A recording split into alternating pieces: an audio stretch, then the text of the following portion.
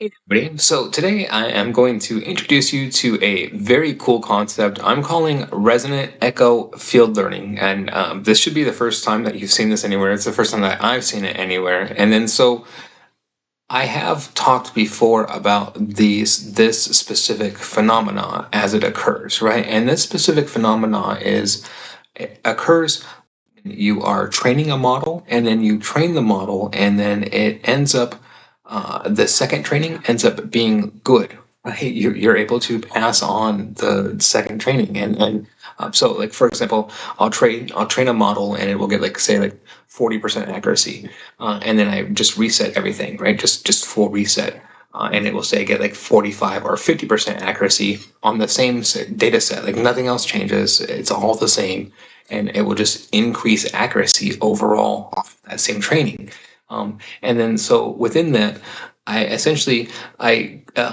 able to extract the essence of that using an SVD function of activation covariance matrices, and then I inject them as modulation vectors into essentially agents, and then I'm able to test the non-weight based cross-learning transfer. So bottom line, I'll show you, like you can read through the notebook here, right? But so and here's exactly this is a transfer learning method, but I'm transfer learning again like the essence of the learning. I'm not transferring any weights, and I'm not transferring the learned weights. I'm transferring like the latent essence of that training essentially, and it's just very interesting, right? Like being able to isolate it and then transferring it.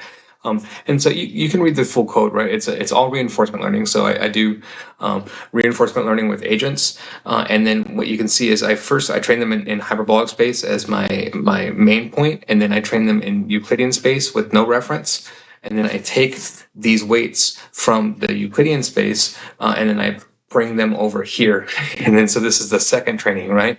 And then so what we can see is in every single one of these instances, there's an increase, right? Like every single one of these metrics are better than the base, except for this very last one, this epoch episode 180 here. For some reason, it's like the only one, right? But every single other one here, and then that checks out here, and then that also checks out here with our Q values, right?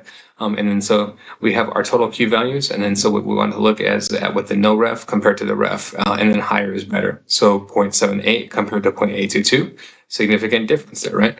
0.860 compared to 0.864, 0.8784 compared to 0.787, and then 0.810 compared to 0.858. So definitely like measurable, and in some instances significant increase just by injecting this like ghost memories, right?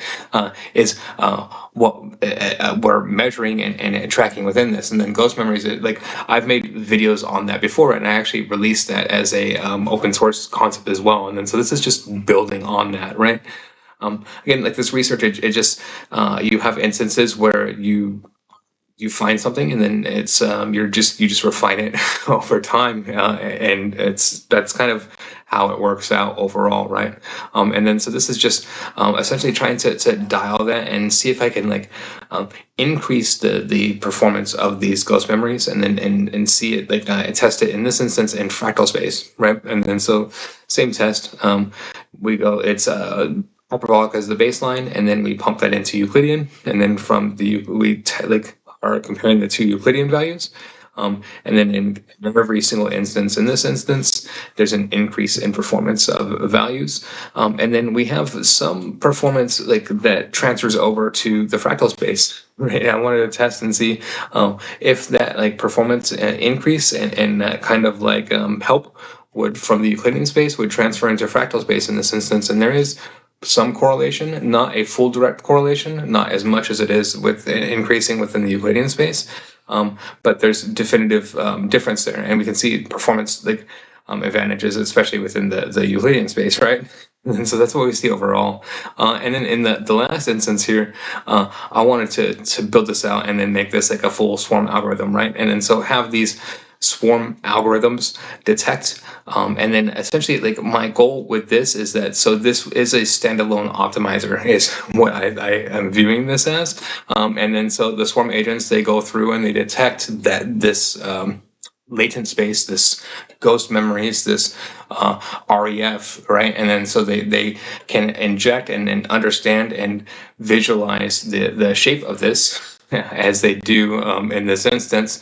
And then total reward of being 1 means that that's perfect, right? And we can see they're hitting a total reward of 1 almost, like they're not 95 in like all of these instances basically. And then we can see they're forming, and then we get drift, which we can compensate for, and then we can essentially utilize these swarm agents to measure and optimize based off of this shape and these values, right? And then so we can essentially figure out via this, like, what the best like metrics, starting metrics would be. Again, this isn't transferring any weights whatsoever, so we can apply this to weights, and then but also it gives us an advantage on top of the weights that people haven't like probably looked at before, I would imagine, right? Within this, it's essentially just transferring that the latent shape, right? And it's here's the latent shape that the model found and during its training, and then we're just going to give it information about the shape, and then it's going to relearn, and then there you go. And then so overall, that's really simplistic, open source MIT license. If you like this type of content, please like and subscribe. Thank you very much.